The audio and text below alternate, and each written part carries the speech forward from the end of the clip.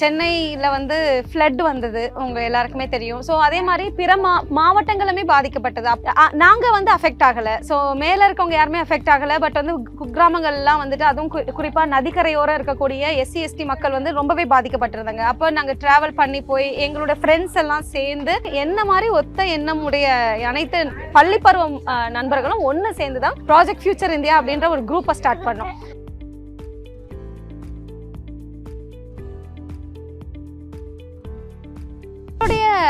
Project future India trust அப்படிங்கிறது நாங்கள் மெயினாக வந்து women and children development. So women and children development வந்து பிரைமரி. ஸோ விமனுக்காகவும் சில்ட்ரனுக்காகவும் அப்படின்னு பார்க்கும்போது ஒரு நாட்டுடைய வளம் அப்படின்றது எங்கே அப்படின்னு ஆரம்பிக்குதுன்னா குழந்தைகள் தான் நாட்டுடைய வளம். ஸோ குழந்தைகளை வந்து நம்ம ஈஸியாக மோல்ட் பண்ண முடியும், குழந்தைகள்கிட்ட ஈஸியாக ஒர்க் பண்ண முடியும். ஹாப்பி சைல்டு தான் நம்ம ஒரு ஹாப்பி அடல்ட்னு சொல்ல முடியும்.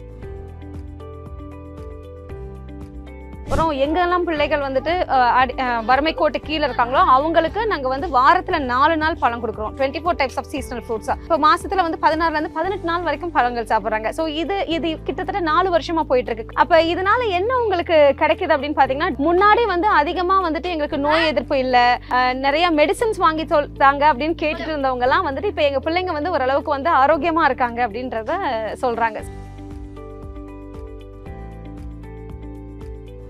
என்னை பொறுத்த வரைக்கும் சமுதாயத்தில் வந்துட்டு ஒரு மாற்றத்தை ஏற்படுத்தக்கூடிய ஒரு பெரிய கருவி அப்படின்னா அந்த கல்வி தான். ஸோ அப்போ கல்வியை இவங்க கிட்ட இந்த கல்வியை பற்றின இம்பார்ட்டன்ஸை கொண்டு வரணும், இவங்க கிட்ட மனமாற்றத்தை கொண்டு வரணும் அப்படின்னா கொஞ்சம் சுயநலமாக இவங்க கூட நம்ம ட்ராவல் பண்ணி ஆகணும். அப்படின்னா இவங்க கிட்ட நம்ம வந்து முதல்ல அவங்க கிட்ட ஒரு ரேப்போ பில்ட் பண்ணணும். ஸோ அப்போ ரேப்போ பில்ட் பண்ணுறதுக்கு நம்ம நியூட்ரிஷன் சப்போர்ட், அவங்களுக்கு குட்டி குட்டி கிஃப்ட்ஸ், அவங்கள என்கரேஜ் பண்ணுறது.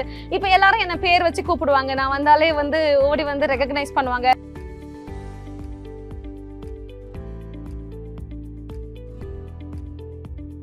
இப்போ they are ready to take ITI மாதிரி வந்துட்டு பார்த்தீங்கன்னா நிறுவனங்களில் உங்களுக்கு தெரியும், கல்வி நிறுவனங்களில் 8th pass 8th fail, 9th pass 9th fail, 10th pass 10th fail, எப்படி இருந்தாலுமே இவங்களுக்கு ஒரு ஸ்கில் டெவலப்மெண்ட் ட்ரைனிங் அப்படின்றது கொடுக்குறாங்க. அண்ட் வேலையும் கொடுக்குறாங்க, கவர்மெண்ட் ஸ்காலர்ஷிப் கொடுக்குறாங்க, ஊக்கத்தொகை கொடுக்குறாங்க. இதெல்லாம் இவங்க கிட்ட கொண்டு வந்து சொல்றதுக்கு ஈஸியாக இருக்குது. ஸோ இதை கேட்கறதுக்கும் இவங்க ரெடியாக இருக்காங்க. ஸோ உயர்வக்க படி முகாம்கள் வழியாகவும் நான் முதல்வன் திட்டம் கீழே வந்து நம்மளுடைய cross enrolment ratio all over இந்தியாவிலேயே தமிழ்நாட்டில் தான் வந்துட்டு ஹையஸ்ட் என்ரோல்மெண்ட் ரேஷியோ 47%. அண்ட் இந்த புதுமை பெண் திட்டத்தை வந்ததுக்கப்புறம் படிக்க வேணான்னு திரும்பி போனவங்க எல்லாம் திரும்பி வந்து படிச்சுட்டு இருக்காங்க. 34% வந்து அதிகரிச்சிருக்கு.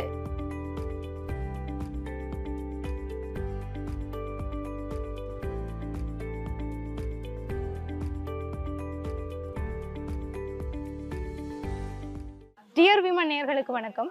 நம்ம சமூகத்துல தனித்துவமா விளங்குற மனிதர்களை பத்தி தினமும் சந்திச்சுட்டு இருக்கோம். ஸோ அந்த வகையில இன்னைக்கு ரொம்ப ரொம்ப ஸ்பெஷலான ஒரு பர்சனை தான் மீட் பண்ண போறோம். அவங்க பெண்களுக்கான எஜுகேஷன்லையும் சரி, அவங்களுக்கான நியூட்ரிஷன் தேவைகளை வந்து பூர்த்தி செய்யறதுலையும் சரி முக்கிய பங்காற்றிக்கிட்டு இருக்காங்க. ஸோ அப்படி ஒரு பர்சனை வந்து நம்ம மீட் பண்ணி அவங்க கிட்ட பேசலாம். வாங்க, கல்யாணந்தி சச்சிதானந்த மேம் கிட்ட பேசலாம். வணக்கம் மேம். வணக்கம்மா மேம், எப்படி இருக்கீங்க? நல்லா இருக்கேன். இப்போ ஃபர்ஸ்ட் வந்து நீங்க ஒரு சைக்காலஜிஸ்ட்ல இருந்து ஒரு சோஷியல் ஒர்க்கரா எப்படி மேம் அந்த ஜேர்னி எப்படி ஆரம்பிச்சது? ஓகே, ஆக்சுவலாக நான் ஃபர்ஸ்ட் வந்து சைக்காலஜிஸ்ட் யூனிட் வந்து பார்த்தீங்கன்னா ஒரு 4-5 இயர்ஸாக தான் நான் ரன் பண்ணிட்டு இருக்கேன். டு ஸ்டார்ட் வித் வந்து பார்த்தீங்கன்னா நான் என்னுடைய இளங்கலை பட்டம் அப்படின்றது நான் ஒரு மருந்தாளுநர், I am paramedic, bachelor of pharmacy. அதுக்கப்புறம் ஒரு 10 இயர்ஸ் கேப்க்கு அப்புறம் தான் I did my MSc psychology. So MSc psychology படிச்சுட்டு இருக்கும்போது அதுக்கப்புறம் குற்ற செயல்களில் ஈடுபடக்கூடிய குழந்தைகள் கூர்நோக்கு இல்லங்களில் ஒர்க் பண்ணுறதுக்கும், அதுக்கப்புறம் வந்துட்டு புறக்கணிக்கப்பட்ட குழந்தைகளுக்காக ஒர்க் பண்ணணும்னு ஒரு இன்ட்ரெஸ்ட் வரும்போது ஐ did my diploma in juvenile justice and juvenile psychology. அதுக்கப்புறம் எம்ஏ பொலிட்டிக்கல் சயின்ஸ். அதுக்கப்புறம் வந்து பார்த்தீங்கன்னா சமுதாயத்தோடு சேர்ந்து ஒர்க் பண்ணும்போது எனக்கு எப்பெல்லாம் தேவைப்படுதோ அதுக்கேற்ற மாதிரி என்னுடைய கல்வி தரத்தையும் நான் உயர்த்திக்கிட்டே இருக்கணும் அப்படின்றது. இது ஒரு செல்ஃப் டெவலப்மெண்ட் ப்ராசஸ் தான். And easy to connect with the people அப்படின்றது. பப்ளிக்கில் இருக்கும்போது, பப்ளிக் ரிலேஷன்ஸில் இருக்கும்போது நமக்கு கல்வியுமே ரொம்ப ரொம்ப இம்பார்ட்டன்ட். ஸோ என்னுடைய journey as a social worker வந்து it has started in 2015 in full ஃப்ளெஜ்டுன்னு சொல்லலாம். சென்னையில் வந்து ஃப்ளட் வந்தது உங்கள் எல்லாருக்குமே தெரியும். ஸோ அதே மாதிரி பிற மாவட்டங்களுமே பாதிக்கப்பட்டது. அப்போ நான் இருந்தது வந்து காஞ்சிபுரம் மாவட்டம் மதுராந்தகம் தாலுக்காவில் வசிச்சுட்டு இருந்தேன். ஸோ அங்கே நிறைய கிராமங்கள், குக்கிராமங்கள், அதை சுற்றி நிறைய பஞ்சாயத்துகள் வந்து இருக்குது. நாங்க வந்து அஃபெக்ட் ஆகல. ஸோ மேல இருக்கவங்க யாருமே அஃபெக்ட் ஆகல. பட் வந்து குக்கிராமங்கள்லாம் வந்துட்டு அதுவும் குறிப்பா நதிக்கரையோரம் இருக்கக்கூடிய எஸ்சி எஸ்டி மக்கள் வந்து ரொம்பவே பாதிக்கப்பட்டிருந்தாங்க. அப்போ நாங்க டிராவல் பண்ணி போய் எங்களோட ஃப்ரெண்ட்ஸ் எல்லாம் சேர்ந்து ஒரு சோஷியல் மீடியாவில் நம்ம வாட்ஸ்அப்லாம் அப்போ தான் ஃபேமஸ் ஆகுது. ஸோ அந்த சோஷியல் மீடியா கனெக்டை வந்து நாங்கள் ப்ராப்பராக யூஸ் பண்ணி சேனலைஸ் பண்ணி many of my friends were outside the country. நிறைய பேர் வந்துட்டு வெளி நாடுகளில் இருக்கிறாங்க. ஸோ அப்படி நாடுகளில் இருக்கும்போது அவங்களுடைய பெற்றோர்களுமே வந்து பார்த்திங்கன்னா இந்த வெள்ளத்தினால பாதிக்கப்படும் போது அவங்க எல்லாருமே ஹியூமனிட்டி பேசிஸில் நம்ம ஏதாவது பண்ணலாம் அப்படின்னு கேட்கும்போது நான் ஒரு ஃபஸ்ட்டு 1000 rupees போடுறேன், கேன் வி ஸ்டார்ட், நம்ம பேசிக்கிட்டே இருந்தால் வெள்ளம் வருதுன்னு சொல்லிட்டே தான் இருக்க முடியும், பண்ணலாமா அப்படின்ற போது என்ன மாதிரி ஒத்த எண்ணமுடைய அனைத்து பள்ளி பருவம் நண்பர்களும் ஒன்று சேர்ந்து தான் ப்ராஜெக்ட் ஃபியூச்சர் இந்தியா அப்படின்ற ஒரு குரூப்பை ஸ்டார்ட் பண்ணோம்.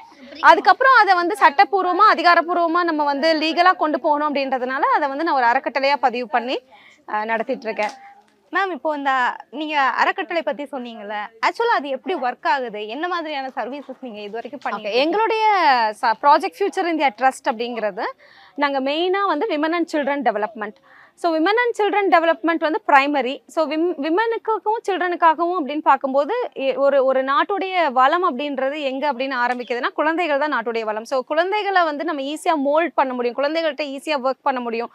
ஒரு ஹாப்பி அடல்ட் தான் ஒரு ஹாப்பி சைல்டு தான் நம்ம ஒரு ஹாப்பி அடல்ட்டுன்னு சொல்ல முடியும். ஸோ அப்போ அவங்களுடைய இளம் பருவத்தில் அவங்க வறுமை, அதுக்கப்புறம் பார்த்திங்கன்னா அவங்களுக்கான சரியான வழிகாட்டுதல் இல்லாதனால தான் அவங்க வழி மாறி போகிறாங்க. குறிப்பாக வந்து ஒற்றை பெற்றோர்கள் கிட்ட இருக்காங்க, விடோட் பேரண்ட்ஸ் கிட்ட இருக்காங்க, இல்லை புறக்கணிக்கப்படுறாங்க குழந்தைகள் வந்து. ஸோ இன்றைக்கும் சைல்ட் லேபர் இருக்குது. ஸோ அதுக்காக கவர்மெண்ட்மே ரொம்ப ஸ்ட்ராங்கான மெஷர்ஸ் எடுத்து ஒர்க் பண்ணிட்டு இருக்காங்க. ட்ராப் அவுட்ஸ் இருக்காங்க, குழந்தைகள் வந்து ஸ்கூலுக்கு சரியாக போகிறது கிடையாது.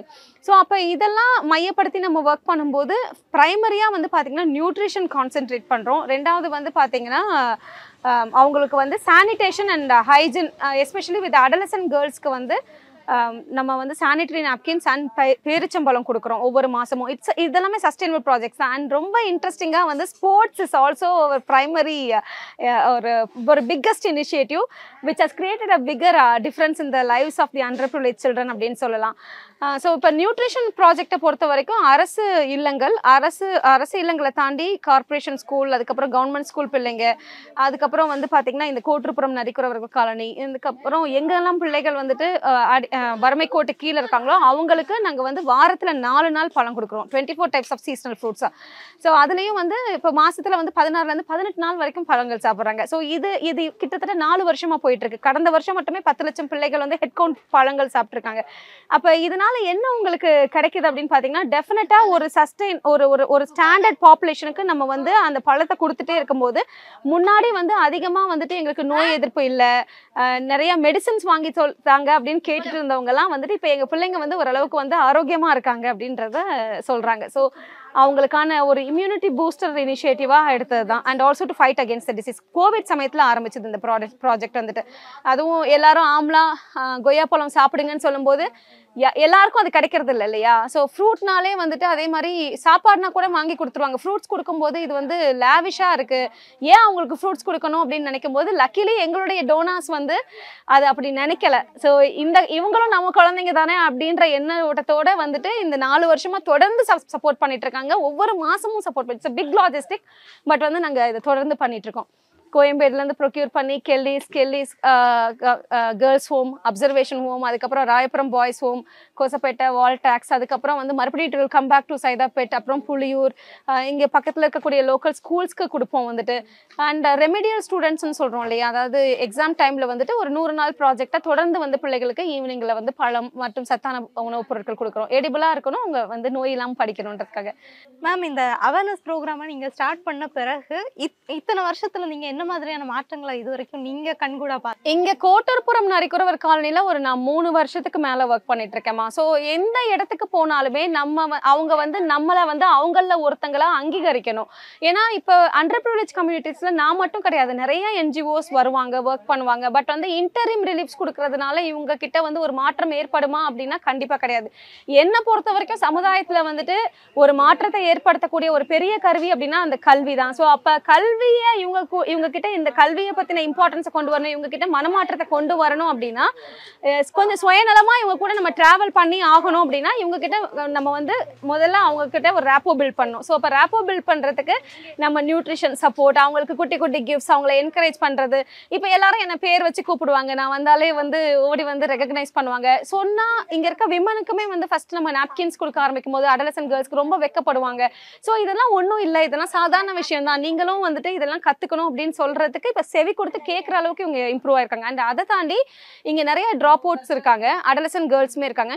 இப்போ they are ready to take ITI மாதிரி வந்துட்டு பார்த்தீங்கன்னா நிறுவனங்கள்ல உங்களுக்கு தெரியும், கல்வி நிறுவனங்கள்ல 8வது படிச்சு 8வது பாஸ் பண்ணியிருந்தா இல்லை 8th pass 8th fail 9th pass 9th fail 10th pass 10th fail எப்படி இருந்தாலுமே இவங்களுக்கு ஒரு ஸ்கில் டெவலப்மெண்ட் ட்ரைனிங் அப்படின்றது கொடுக்குறாங்க. அண்ட் வேலையும் கொடுக்குறாங்க, கவர்மெண்ட் ஸ்காலர்ஷிப் கொடுக்குறாங்க, ஊக்கத்தொகை கொடுக்குறாங்க. இதெல்லாம் இவங்க கிட்ட கொண்டு வந்து சொல்றதுக்கு ஈஸியா இருக்கு. ஸோ இதை கேட்கறதுக்கும் இவங்க ரெடியா இருக்காங்க. முன்னாடி அந்த இது இருக்காது, யாரோ வர்றாங்க இவங்க என்ன சொல்ல போறாங்க ஓகேன்னு சொல்லிட்டு போயிடுவாங்க. பட் இப்போ இவங்களுக்கு வந்து அந்த நம்பிக்கை கிடைச்சிருக்கு, இவங்க வந்தா இவங்க ரைட்டா சொல்லுவாங்க, அட்லீஸ்ட் இவங்க சொல்றதை நம்ம கேட்போம். இப்போ நிறைய பேர் டெய்லரிங் மிஷின்ஸ் கேட்குறாங்க. இப்போ இதுல வந்து இன்னும் ஒரு விஷயம் என்னன்னா, இவங்களுக்குள்ள ஏஜ் அட்டன் பண்ண பொண்ணுங்க, பியூபர்ட்டி அச்சீவ் பண்ண பிள்ளைங்க வந்துட்டு அது அந்த கன்னி பொண்ணுங்கன்னு சொல்றோம், அவங்க வந்து என்னன்னா மிஷின்ஸ்ல வந்து காலில் மிதிச்சு தச்சு அந்த ட்ரெஸ் இவங்க போட்டுக்க மாட்டாங்க. ஆனா இவங்க என்ன பண்ணலாம் அப்படின்னா, அக்கா நாங்க தான்க்கா போட்டுக்க மாட்டோம், பட் வந்துட்டு எங்களுக்கு ஒரு யூனிட் செட் பண்ணி எங்களுக்கு டெய்லரிங் மிஷின்ஸ் வாங்கி கொடுத்தீங்கன்னா நாங்க தச்சு நாங்க மற்றவங்களுக்கு கொடுக்கலாம் இல்லையா. ஸோ அப்ப இவங்களுடைய கம்யூனிட்டி பிலீஃப்ஸை தாண்டி இவங்க கூட எப்படி டிராவல் பண்றது, நீங்க போய் இதை மாத்திக்கோங்கன்னு நம்ம சொல்ல முடியாது, ஒரு நாள்ல இது நடக்காது. ஏன்னா இது காலகாலமா வந்துட்டு இருக்க நம்பிக்கை அவங்களுக்கு. ஸோ அப்ப அதே மாதிரி சைல்டு மேரேஜஸ் 18 வயசுக்குள்ள கல்யாணம் பண்ணக்கூடாதுன்றதை நான் அடிக்கடி இங்க வந்து சொல்லிட்டே இருப்பேன். ஃபர்ஸ்ட் உன்னோட வயசு என்ன அப்படின்னு தான் கேட்பேன். ஸோ அப்போ இதெல்லாம் வந்து ஓரளவுக்கு வந்து டீனேஜ் ப்ரெக்னன்சிஸ், சைல்டு மேரேஜஸ் சட்டப்பூர்வமாக நீங்கள் வந்து எப்படி வந்துட்டு ஒரு விஷயத்த வந்து அணுகணும். அண்ட் வந்து லா வந்து it is equal to all. 18 வயசுக்குள்ள ஒரு குழந்தை கல்யாணம் பண்ணக்கூடாதுன்னா அது வந்து எல்லாருக்குமே ஒன்று தான், உங்களுக்கு மட்டும் அது விதிவிலக்கல் அப்படின்றதெல்லாம் சொல்லும்போது இப்போ கேட்குறாங்க. மேம் இப்போ நீங்க சொன்னீங்க 3 இயர்ஸா இங்க ஒர்க் பண்ணிட்டு இருக்கேன் அப்படின்னு. ஆரம்பத்துல இந்த மக்களை வந்து சந்திச்சப்போ இருக்க அந்த ஒரு இதுக்கும் இப்போ நான் கூட வந்தேன், நம்ம பாக்குறப்போ உங்க கூட அவ்வளோ ஈஸியா வந்து கனெக்ட் ஆகுறாங்க. ஆனா வந்து ஒரு விஷயம் என்னன்னா, படிப்பை பத்தி பேசுறப்போ வந்து நிறைய பேர் வந்து 9th நிப்பாட்டிட்டாங்க அப்படிங்கிற மாதிரி ஒரு விஷயம் இருக்கு. ஸோ ஏன் அது கல்வி வந்து முக்கியம், பட் வந்து இவ்வளோ ட்ராப் அவுட்ஸ்னால என்ன மாதிரியான விஷயங்கள் வந்து இவங்க மிஸ் பண்றாங்கன்னு நீங்க? டெஃபினட்டாமா எனக்கு ஏதாவது இப்போ நாங்கள் வந்து மாவட்ட ஆட்சியருடைய தலைமையில் அவுட் ஆஃப் ஸ்கூல் சில்ட்ரன் கமிட்டின்னு ஒன்று எங்ககிட்ட இருக்கு, பள்ளிக்கல்வித்துறை ஒருங்கிணைந்த பள்ளிக்கல்வித்துறை வந்து நடத்திட்டு இருக்காங்க. மாதம் மீட்டிங் நடக்கும். ஸோ மாதம் மீட்டிங்கில் எல்லா உயர் அதிகாரிகளுமே, கல்விசார் அதிகாரிகள், கல்வித்துறையை சேர்ந்தவங்க, அதுக்கப்புறம் வந்து லேபர் டிபார்ட்மெண்ட்டை சேர்ந்தவங்க, போலீஸ் டிபார்ட்மெண்ட், அப்புறம் district child protection unit, child welfare committee, district social welfare office, இந்த மாதிரி எல்லாருமே சேர்ந்து நாங்கள் என்ன பண்றோம் அப்படின்னா, எங்கேயாவது பிள்ளைங்க டிராப் அவுட் ஆறாங்களா அவங்களை எப்படியாவது ஸ்கூலுக்கு கொண்டு போய் சேர்த்து அவங்கள படிக்க வைக்கணும் அப்படின்னு தான். இவங்க ஸ்கூலுக்கு போய் படிக்க ஆரம்பிச்சா, இப்போ இவங்க கம்யூனிட்டியில சொல்றாங்க பாத்தீங்களா, பேசும்போது ஒருத்தர் தான் டிகிரிக்கு போயிருக்காங்க, ஒருத்தர் அக்கா 6 பேர் போயிருக்காங்க அக்கா 10வது, 2 பேர் 12வது, இப்போ இவங்க 9th மேக்ஸிமம் ட்ராப் அவுட் ஆயிடுறாங்க. அந்த 10th வந்தோடனே அவங்களுக்கு ஒரு ஃபியர் ஃபேக்டரை தாண்டி இவங்களே நிறுத்திடுறாங்க. ஸோ இப்போ ஆட்டோமேட்டிக்காக இவங்க காலேஜுக்கு போயிட்டு ஸ்கூலுக்கு போயிட்டு இன்னைக்கு அரசாங்கம் கொடுக்க ப்ரிவிலேஜஸ் அவங்க வந்து யூஸ் பண்ணி படிக்க ஆரம்பிச்சாங்க அப்படின்னா, இப்போ முன்னெல்லாம் வந்து அரசு இவங்கெல்லாம் அரசு பள்ளிகள், அரசு சார் பள்ளிகளில் படிக்கிறாங்க. இப்போ வந்து நம்மளுடைய கவர்மெண்ட் வந்து புதுமை பெண் திட்டம், தமிழ் புதல்வன் திட்டமாக கொண்டு வந்திருக்காங்க. இவங்க 6வதுலேருந்து 12வது வரைக்கும் படித்தாலே இவங்க உயர்கல்வி போகும்போது இவங்களுக்கு மாதம் 1000 ரூபாய் வரும் அப்படின்ற ஒரு உயர்கல்வியை உறுதி செய்யக்கூடிய ஒரு திட்டம் வந்துருச்சு. அப்போ இந்த ப்ரிவிலேஜஸ் அவங்க யூஸ் பண்ணிக்கிட்டு இவங்க எக்ஸ்ட்ராடினரியாக டேலண்டடாக இருப்பாங்க. ஆனால் இவங்களுடைய டேலண்ட்டை வந்து ப்ராப்பராக சேனலைஸ் பண்ணிக்கிறதுக்கு இவங்க விருப்பப்பட மாட்டேன்றாங்க. எவ்வளோ சொன்னாலும் அது ஒரு சேலஞ்சாக இருக்குது. இதுக்கு இன்னொரு முக்கியமான காரணம் என்னென்னா, இவங்க எல்லாருமே வந்து இளம் வயதிலே சம்பாதிக்க ஆரம்பிச்சிடுறாங்க. ஸோ இப்போ ஒரு வீட்டில் வந்து என்ன நடக்கும் அப்படின்னா, அப்பா அம்மா இருப்பாங்க, அவங்க சம்பாதிப்பாங்க, பிள்ளைங்களை பார்த்துப்பாங்க. பட் இவங்க எல்லாருமே நீங்கள் பார்த்துருப்பீங்க, இந்த ட்ரைசைக்கிள் பார்க்கும் போதே உங்களுக்கு தெரியும் வந்துட்டு, இவங்கெல்லாம் ஒரு 5 மணிக்கு மசாலா எடுக்க போகிறேன் அப்படின்னு சொல்லுவாங்க. மசாலானா குப்பையை எடுக்க போவாங்க. குப்பையை எடுத்து நீங்கள் பார்க்கலாம், இங்கே சுற்றி வந்து மூட்டையாக கட்டி வச்சுருப்பாங்க. ஸோ கட்டி அதை பிரித்து கட்டி அதை வந்து போட்டு காசு வாங்குவாங்க. ஸோ அப்போ என்ன ஆகும் அப்படின்னா, இதில் வந்து சின்ன சின்ன குழந்தைங்களுமே, இப்போ இன்னைக்கு சிவா வந்து 7th படிக்கிறான், ஒரு 10th வரும்போது அவனுமே வந்து அதுக்கு ரெடி ஆகிடுவான். ஸோ அது ரெடி ஆகக்கூடாது கூடாது சரியா. அப்படியே அவனுக்கு அது தெரிஞ்சா கூட அவன் வந்து அதை ஒதுக்கி வச்சுட்டு அவன் படிக்க போயிட்டான் அப்படின்னா அவனுடைய வாழ்க்கை தரம் மேம்படும். இப்போ இண்டிவிஜுவல் யூனிட்ஸ் மாதிரி இவங்க சம்பாதிக்க ஆரம்பிக்கிறாங்க இல்லையா. ஸோ டெசிஷன் மேக்கிங்குமே வந்து இண்டிவிஜுவலாக இருக்கும். ஸோ அது வந்து ஒரு பிக்கஸ்ட் சேலஞ்ச் அண்ட் ரிஸ்க் ஃபேக்டரும் கூட வந்துட்டு. ஏன் வந்து இவங்களால சீக்கிரமா படிக்கிறதோடைய அருமை ஏன் இவங்களுக்கு புரிய மாட்டேங்குது அப்படின்னா, சீக்கிரமா சம்பாதிச்சிடுறாங்க. அதான் பணம் இருக்கே வாழ்றதுக்கு போறோம் அப்படின்றது. சாப்பாடு கிடைக்குது, அவங்க பைக் வச்சிருப்பாங்க, நல்ல நல்ல நல்ல பைக்ஸ் வச்சிருப்பாங்க சம்பாரிச்சு. ஸோ பட் இவங்களுடைய கட்டமைப்பு இது அப்படின்னு பிலீவ் பண்றாங்க. நாங்க இப்படியே தான் இருப்போம். மேம் இப்போ நீங்க இந்த ஏரியா மட்டும் இல்லாம நிறைய ஏரியாஸ்ல ஒர்க் பண்ணியிருக்கீங்க. ஸோ அப்படிங்கிறப்போ வந்து உங்ககிட்ட இது வரைக்கும் நிறைய எக்ஸ்பீரியன்ஸும் இருக்கும். யாராச்சும் ஒருத்தங்க வந்து எனக்கு வந்து இந்த மாதிரி ஒரு பொசிஷனுக்கு போகணும், ஆனா வந்து அடுத்த கட்டமா என்ன படிக்கிறதுன்னு தெரியல, அந்த மாதிரி உங்ககிட்ட வந்து நிறைய பேர் கேட்குறாங்கம்மா. வந்துட்டு நிறைய பேர் வந்து ஏன் கல்லூரிகளில் வந்து 3 ஆண்டு வரைக்கும் ஃபீஸ் கட்ட முடியாமல் இடைநிறுத்தம் செஞ்ச பிள்ளைகளை நாங்கள் நிறைய பேரை திருப்பி படிக்கவுமே அமைச்சிருக்கோம். ஒரு ஒரு 3 ஒரு லாஸ்ட் இயர் வந்து பார்த்தீங்கன்னா கௌசல்யா அப்படின்ற ஒரு சட்டக்கல்லூரி மாணவி வந்து அவங்க வந்து ஈரோடு மாவட்டத்தை சேர்ந்தவங்க. ஃபீஸ் கட்ட முடியாமல் அவங்க ப்ரொஃபஸர் நம்மக்கிட்ட அந்த ரெக்வஸ்ட்டை கொண்டு வராங்க.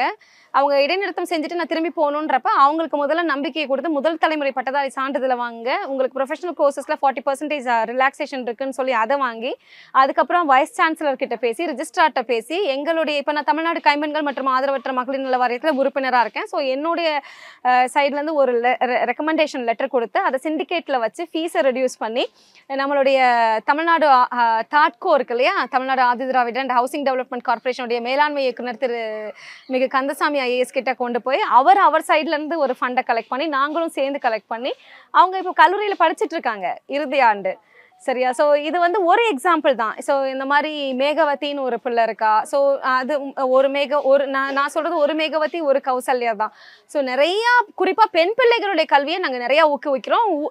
பெண் பிள்ளைகள் வந்து இடைநிறுத்தம் செய்யும் போது வந்து பார்த்திங்கன்னா அவங்களுக்கு ஏதோ ஒரு காரணத்தினால கட்ட முடியலை, அவேர்னஸ் இல்லாமல் அப்படின்ற போது ப்ராப்பராக வழி நடத்தி சேனலைஸ் பண்ணி அவங்கள திருப்பி அனுப்புகிறோம். ஆனால் இப்போ அதெல்லாம் தாண்டி அரசாங்கமே வந்து பார்த்திங்கன்னா இப்போ என்ன பண்ணுறாங்கன்னா, இப்போ கரண்ட் இயரில் உங்களால் வந்து காலேஜ் சேர முடியலை, அப்ளிகேஷன் ப்ராசஸ் பண்ண முடியலை, இல்லை +2 நான் எக்ஸாம் அப்பியர் ஆகியிருக்கேன், இல்லை +2 எக்ஸாமில் ஃபெயில் ஆகிட்டேன், அந்த அந்த அந்த ஸ்ட்ரீம் லைன்லேயே என்னால் அட்மிஷன் எடுக்க முடியலை அப்படின்னா உயர்வுக்கு படி முகாம்கள் வழியாக திரும்பி கல்லூரிகளில் சேர்த்துக்கிறாங்க. ஸோ அப்படி பார்த்தீங்க அப்படின்னா நம்ம வந்து இப்போ உயர்வுக்கு படி முகாம்கள் வழியாகவும் நான் முதல்வன் திட்டம் கீழே வந்து நம்மளுடைய enrolment cross enrolment ratio all over இந்தியாவிலேயே தமிழ்நாட்டில் தான் வந்துட்டு ஹையஸ்ட் என்ரோல்மெண்ட் ரேஷியோ 47%. அண்ட் இந்த புதுமை பெண் திட்டத்தை வந்ததுக்கப்புறம் படிக்க வேணான்னு திரும்பி போனவங்கெல்லாம் திரும்பி வந்து படிச்சுட்டு இருக்காங்க. 34% வந்து அதிகரிச்சிருக்கு. இன்னும் சொல்ல போனால் ஐடிஐ போன்ற நிறுவனங்களில் 58 வயசு 49 வயசு 35 வயசுல கூட பெண்கள் வந்து குழந்தைகளுக்கு பெரிய பெரிய குழந்தைகளுடைய தாய்மார்களும் கையில் குழந்தைகளையும் வச்சுட்டு வந்து படிச்சுட்டு இருக்காங்க. ஏன்னா இப்போ வந்து ஐடிஐலையுமே இப்போ ஜாயின் பண்ணுறாங்கன்னா புதுமை பெண் திட்டம் வழியாக உங்களுக்கு 1000 ரூபாய் வரும், ப்ளஸ் 750 rupees ஸ்காலர்ஷிப், ப்ளஸ் வந்து சைக்கிள், யூனிஃபார்ம் எல்லாமே ஃப்ரீயாக கொடுக்குறாங்க. வந்து படிக்கணும் மட்டும்தான். ஸோ நான் போகிற இடத்துல கம்யூனிட்டி பேசிஸாக வந்துட்டு இப்போ வந்து நான் வந்து எனக்கு எப்படி பண்ணணும்னு தெரியல, அடுத்து என்ன செய்யணும்னா எந்தெந்த டிபார்ட்மெண்ட்ஸில் உங்களுக்கு வந்துட்டு ஸ்காலர்ஷிப்ஸ் இருக்குது, அதுக்கப்புறம் வந்து பார்த்திங்கன்னா உங்களுக்கு எப்படி வந்து அப்ளிகேஷன் போடணும், எப்படி வந்துட்டு படிக்கணும் அப்படின்ற ஃபுல் கைடன்ஸ் கொடுக்குறோம்மா வந்துட்டு. Okay ma'am. இப்போது நீங்கள் ஒர்க் பண்ணுற ஒவ்வொரு ஏரியாஸ்லேயும் வந்து ஃபஸ்ட்டு ஸ்டார்டிங் நீங்கள் ஒர்க் பண்ண போகிறப்போ வந்து மக்கள் உங்களை எப்படி ஏத்துக்கிட்டாங்களா? முதல்ல அவங்கள ஸ்டார்டிங்ல ஆமா நீங்க சொல்றது வந்து நீங்க கேக்குறீங்க சோஷியல் ஒர்க் ஒரு சேலஞ்சிங்கான விஷயமான்னு கேக்குறீங்க. சோஷியல் ஒர்க் எப்பவுமே சேலஞ்ச் தான். பட் நாங்க வந்து ஜென்ரலா என்கிட்ட கேட்டீங்க அப்படின்னா அப்ரப்டா நான் உண்மையா பதில் சொல்லணும் அப்படின்னா சோஷியல் ஒர்க்ல நிறைய சேலஞ்ச் இருக்கு. ஃபர்ஸ்ட் ஆஃப் ஆல் ஒரு பெண் வெளியில வந்து சோஷியல் ஒர்க் பண்ணும்போது என்ன சேலஞ்ச் இருக்கும்னு பார்க்கணும். ரெண்டாவது வந்து அந்த பெண் வெளியில வந்து தொடர்ந்து ஒர்க் பண்ணும்போது ஃபேமிலியில எப்படி சப்போர்ட் பண்றாங்க சரியா, அண்ட் அதெல்லாம் தாண்டி களத்துல எப்படி சப்போர்ட் பண்றாங்க. நிறைய இடத்துல வந்துட்டு எப்படி இருக்கும் அப்படின்னா நம்ம போய் இன்ஃபேக்ட் நான் வந்து ஒரு ஆர்கனைசேஷனோட ஹெட், ஆனால் எனக்கு களப்பணி செய்யறது ரொம்ப பிடிக்கிறதுனால நான் மக்களா இறங்கி போய் வேலை செய்யும் போது அவங்க வந்து அவங்களுடைய மனநிலை எப்படி இருக்கும் அப்படின்னா, இப்போ அடலசன்ட் கேர்ள்ஸ்க்கு தானே நம்ம இந்த ப்ராஜெக்ட் கொடுக்குறோம், இது உங்களுக்கு இல்லை அப்படின்னு சொன்னா சண்டைக்கு வருவாங்க. ஏன் உணவு பொட்டலங்களை தூக்கி தலையில அடிச்சிருக்காங்க கோவிட் சமயத்துல. அப்பெல்லாம் மனநிலை சரியில்லாத ஒரு காரணத்தினால அதை செஞ்சிருக்காங்க. அப்ப நாங்க தொடச்சு விட்டுட்டு அதை வந்து அந்த வெறுப்பை காட்ட முடியாது, தொடச்சு விட்டுட்டு சாப்பாடு திருப்பி கொடுப்போம் வந்துட்டு. அண்ட் அதே மாதிரி வந்து நாங்க கோவப்பட ஆரம்பிச்சோம் களப்பணியாளர்கள், சண்டை போட்டோம் அப்படின்னா அங்க இருக்கக்கூடிய உண்மையிலேயே டிசர்விங்கான ஒரு 2 பேர் 3 பேர் இல்லை 10 பேர் இருப்பாங்களா, அவங்க பாதிக்கப்படுவாங்க. ஸோ அல்டிமேட்டாக நம்மளுடைய ஆம்பிஷன் என்ன, ஒரு சோஷியல் ஒர்க் பண்ண போகிறோம், சோஷியலி ரெஸ்பான்சிபிள் இண்டிவிஜுவலாக இருக்க போகிறோம் அப்படின்னா சில பேருக்கு வந்து நம்ம நம்பிக்கையாக தெரியும், சில பேருக்கு நம்ம வந்து ஏஞ்சல்ஸாக தெரியும், சில பேருக்கு வந்து நம்ம ஒரு ரே ஆஃப் லைட்டாக தெரியும். இவங்க வந்தால் எனக்கு இது கிடைக்கும், எனக்கு நாப்கின்ஸ் வாங்க வேண்டாம், மாதம் மாதம் அந்த அந்த அவங்களுக்கு அந்த இதை கொடுக்குறோம் இல்லையா, நம்பிக்கை வந்துட்டு ஓகே எனக்கு ஒரு நான் வேலைக்கு போகிற வரைக்கும் நான் யார்கிட்டையும் கையேந்த வேணா எனக்கு நாப்கின்ஸ் கிடைக்க போகுது, இல்லை எனக்கு சாப்பாடே இல்லை இன்னைக்கு வந்தால் எனக்கு ஃப்ரூட் கிடைக்கும் அப்படின்னு சொல்லிட்டு அந்த நம்பிக்கை இருக்குல்ல, அது ரொம்ப ரொம்ப இம்பார்ட்டன்ட். ஹைலி சேலஞ்சிங் தான். சில சமயங்கள்ல எல்லாருக்குமே அண்டர்ஸ்டாண்டிங் இருக்காது. எப்படி இருக்காது அப்படின்னா, இப்போ ஃப்ளட் சமயத்துலலாம் நம்ம ஒர்க் பண்ணும்போது வெள்ளத்தினால உண்மைக்குமே அஃபெக்ட் பண்ணுறவங்க வாங்கினா எல்லாருமே வருவாங்க. அப்போ அஃபெக்ட் பண்ணுறவங்களுக்கு அது பொருள் கிடைக்காம இருக்கும் அப்படின்னு நம்ம கொஞ்சம் கூர்ந்து நோக்கி ஃபில்டர் பண்ணி கொடுக்கும்போது மற்றவங்க சண்டை போடுவாங்க, இன்னும் சொல்ல போனால் சாபம் போட்டே வருவாங்க. நான் தான் சொல்லுவேன், எப்போ எந்த ரிலீஃப் மெட்டீரியல் கொடுக்க போனாலோ இல்லை தீபாவளிக்கு இதுக்கெல்லாம் கொடுக்க போனா என்ன கிடைக்குதோ இல்லையோ, வாழ்த்து கிடைக்குதோ இல்லையோ, சாபம் கிடைக்கும், சாபம் போட்டே வருவாங்க. ஸோ இதெல்லாம் தாண்டி தான் நம்ம ஒர்க் பண்ணோம். ஏன்னா இது வந்து என்னோட ரெஸ்பான்சிபிலிட்டி, என்னோட ஃபேஷன், என்னோட நம்பிக்கை, எனக்கு இது பிடிச்சிருக்கு. ஃபைனலாக ஒரு கொஸ்டின் மேம், இப்போ இந்த சோஷியல் சர்வீஸுங்கிறது நீங்கள் முக்கியத்துவமாக ஏன் பெண்களுக்கு அதிகமாக முக்கியத்துவம் கொடுக்குறீங்க? இந்த ஒர்க்கில் பெண்களுக்கு அதிகமாக நம்ம இது பண்ணணும், அவங்களுக்கு நியூட்ரிஷியஸான ஃபுட் வந்து கொடுக்கணும், அவங்கக்கிட்ட இந்த விஷயங்கள்ல அவேர்னஸ் வந்து எடுத்து போகணும் அப்படின்னு ஏன் நினச்சிங்க? நீங்கள் இப்போவே கொஞ்ச நேரத்துக்கு முன்னாடி இங்கே பார்த்துருப்பீங்க, நான் ஒரு டேட்ஸ் ஃப்ரூட்டை கொடுத்தப்ப அவங்க என்ன சொன்னாங்க, என் பிள்ளைக்கு ஒன்று கொடு அப்படின்னாங்க. அப்போ நான் அவங்ககிட்ட என்ன சொன்னேன், நீங்கள் உங்களை பாருங்க முதல்ல. சரி, ஒரு வீட்டில் குறிப்பாக வறுமை கோட்டுக்கு கீழே இருந்தாலும் சரி, வறுமை கோட்டுக்கு மேலே இருந்தாலும் சரி, தாய் தான் அந்த வீட்டுடைய அஸ்திவாரம், பெண் தான். இன்னைக்கு வந்து பல பேர் வீட்டில் வந்துட்டு ஹஸ்பண்டுன்னு பேருக்கு தான் நிறைய பேர் இருக்காங்க, வந்துட்டு நிறைய பேர் விடோட் பேரண்ட்ஸாக இருக்காங்க, எஸ்பெஷலி சிங்கிள் பேரண்ட்ஸாக இருக்காங்க. ஆனால் காலையில் சீக்கிரமாக எழுந்திருக்கிறது ஒரு பெண் தான், அதே மாதிரி லேட்டாக தூங்க போகிறதும் அந்த பெண் தான், வந்துட்டு கடைசியாக சாப்பிட்றதும் அவங்க தான். வந்துட்டு எந்த பெண்ணுமே சமைச்சு வச்சதுக்கப்புறம் இன்னைக்கு எஸ்பெஷலி ஒர்க்கிங் விமன்லாம் நீங்கள் பார்த்தீங்க அப்படின்னா சமைச்சிட்டு போவாங்க, ஆனால் அவங்களுக்கான நியூட்ரிஷன்ஸ் கிடைக்காது, நிறைய ஹெல்த் இஷ்யூஸ் இருக்கும். சீக்கிரமாக வந்து பார்த்தீங்கன்னா அவங்களுடைய ஹெல்த் டீஜெனரேட் ஆரம்பிச்சிடும், கால் வலிக்க ஆரம்பிச்சிடும், அதுக்கப்புறம் அவங்கள பற்றி சுத்தமாக கண்டுக்கிறதே கிடையாது. அஸ்திவாரம் நாம தானே, ஸோ நம்மளை ஃபஸ்ட்டு நம்ம நல்லா பார்த்துக்கிட்டா தான் நம்மளுடைய குழந்தைகளை பார்த்துக்க முடியும். அண்ட் அதே மாதிரி இப்போ நான் கூர்நோக்கு இல்லங்கள்லாம் வந்து ஒர்க் பண்ணும்போது இந்த குழந்தைங்க ஏன் இங்கே வர்றாங்க அப்படின்னா, ஒரு சிங்கிள் பேரண்டோட குழந்தையோ இல்லாட்டி நிறைய விடோட் பேரண்ட்ஸ் அண்டர் ப்ரிவிலேஜ் கம்யூனிட்டிலேருந்து வராங்க. முதல்ல வந்துட்டு அவங்களுக்கு எங்கே வந்து அவங்க டைவர்ட் ஆகிறாங்க, எங்கே வந்து அவங்க வந்து இந்த டிஸ்ட்ராக்ஷன் வருது, ஏன் ட்ரக் அடிக்ஷனுக்கு போகிறாங்க, ஏன் பியர் குரூப் ப்ரெஷரில் வந்து குற்ற செயல்களில் ஈடுபடுறாங்க அப்படின்னா, முதல்ல வீட்டில் சாப்பாடு இருக்காது. ஸோ அம்மா காலைல எழுந்திரிச்சிட்டு என்ன பண்ணுவாங்கன்னா, மடமடன்னு சமைச்சு வச்சுட்டோ இல்லை வேலைக்காகவும் போயிடுவாங்க. இந்த குழந்தை சாப்பாட்டுக்கு தான் முதல்ல வெளியில் போவோம். எந்த வீட்டில் சாப்பாடு இருக்கோ அந்த வீட்டில் குழந்தை வீட்டில் சாப்பாடு போட்டு சாப்பிட தான் ட்ரை பண்ணுவோம். அடுத்து தான் சாப்பாடு இல்லைன்னா அடுத்த வீட்டை எட்டி பார்க்குறதோ இல்லை எங்கே கிடைக்கும்னு போவோம். அப்படி இருக்கும்போது மதர்ஸை நம்ம ஸ்ட்ரென்தன் பண்ணிட்டோம்னு வச்சுக்கோங்களேன், அவங்களுக்கு இந்த மாதிரியான உங்களுக்கு வழிமுறைகள் இருக்குது, அரசாங்கங்களும் நிறைய திட்டங்களை கொண்டு வர்றாங்க. நீங்கள் உங்களை கொஞ்சம் உயர்த்திக்கோங்க, உங்கள் குழந்தைங்க மேலே கொஞ்சம் இமோஷனலாக கனெக்டடாக வச்சுருங்க. சரி, அப்பா விட்டுட்டு போயிட்டா கூட வந்துட்டு வெறும் மெக்கானிக்கலாக ஓடிட்டு இருக்கவங்களுக்கு வந்து பார்த்தீங்கன்னா கஷ்டம் தான், இது வந்து ஈஸியான விஷயம் கிடையாது. இருந்தாலும் நீங்கள் கொஞ்சம் உங்கள் குழந்தைங்க மேலே இன்னும் கொஞ்சம் எக்ஸ்ட்ரா அட்டென்ஷன் காட்டினீங்க அப்படின்னா இந்த குழந்தை வழி தவறி போகாமல் இருக்கும் இல்லையா? ஸோ அப்போ end to end rehabilitation is very very important. எங்கே ஆரம்பிக்குது எங்கே முடியுது? அப்போ ஒரு வீட்டில் ஒரு விமன் ரொம்ப ஸ்ட்ரென்தண்டாக இருந்தாங்கன்னா, நாட் வெறும் வந்து பேப்பரில் மார்க் எடுத்துட்டு எக்ஸாம் பாஸ் பண்ணிவிட்டு டிகிரிஸை பேப்பரில் வச்சுருந்தா மட்டும் போகாது. சமுதாயம் சார்ந்த அறிவு நிறையா இருக்கணும், விழிப்புணர்வு நிறையா இருக்கணும், தன்னை எப்படி பாதுகாத்துக்கணும், எஸ்பெஷலி டொமஸ்டிக் வயலன்ஸ், அதுக்கப்புறம் டவுரி, குடும்ப வன்முறையில் இன்னைக்கு வளர்கிற குழந்தைங்க ரொம்ப ரொம்ப அதிகம். வன்முறைகள் வந்து காமன் தானே, நான் ஒரு பெண் தானே, நான் பாதிக்கப்படுறது வந்து சகஜம் தானேன்னு தான் இன்னைக்கு நினைக்கிறாங்க. இல்லை நான் பாதிப்பில் இருக்கேனானே தெரியல. ஸோ அப்படி தெரிஞ்சால் தானேமா அதை அவங்க குழந்தைகளுக்கும் சொல்லிக் கொடுக்க முடியும், எதிர்கால சமுதாயம் வந்து ஒரு நல்ல சமுதாயமாக வர முடியும். ஸோ இது ஒரு சின்ன முயற்சி தான், it will take long time. But இப்படி கொஞ்சம் கொஞ்சமாக நான் ஒருத்தி வெளில வந்திருக்கேன்னு என் பின்னாடி ஒரு 10 பேர் வருவாங்க, இன்னும் ஒரு 10 பேர் பின்னாடி வருவாங்க. அப்படி வந்தால் சமுதாயத்தில் ஓரளவுக்கு வன்முறையும் குறையும், ஒரு நல்ல மாற்றம் ஏற்படும் அப்படின்னு நான் நம்புகிறேன். சூப்பர் மேம், நல்ல ஒரு தொலைநோக்கு பார்வையோட இந்த ஒரு அறக்கட்டளையோட விஷன் வந்து அப்படி இருக்கு. அண்ட் கண்டிப்பா வந்து நீங்க இன்னும் அதிகமா நிறைய விஷயங்களை வந்து செய்யணும். அண்ட் உங்களோட விஷன் மாதிரி இந்த மக்களும் நிறைய உங்களை புரிஞ்சுக்கணும், திரும்ப வந்து பள்ளிக்கூடங்களுக்கு வந்து போய் படிக்கணும். ஆமா, படிக்கணும், கல்வியால உயரணும். ஆமா.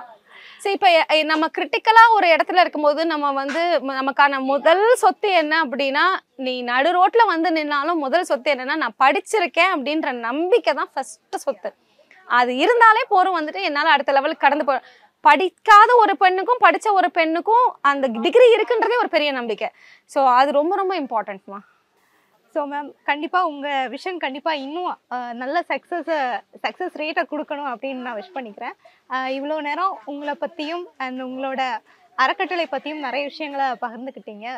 டியர் விமன் நேர்களுக்கும் என்னோட வாழ்த்துக்கள். ஜெபிஷா, உங்களை மாதிரி யங்ஸ்டர்ஸ் வந்துட்டு இன்னும் நிறைய பேர் இந்த மாதிரி விஷயத்த நீங்கள் செய்கிறீங்க. நீங்களும் அடுத்தடுத்த லெவலுக்கு போயிட்டே இருக்கணும்னு நான் வாழ்த்துறேம்மா. Thank you so much.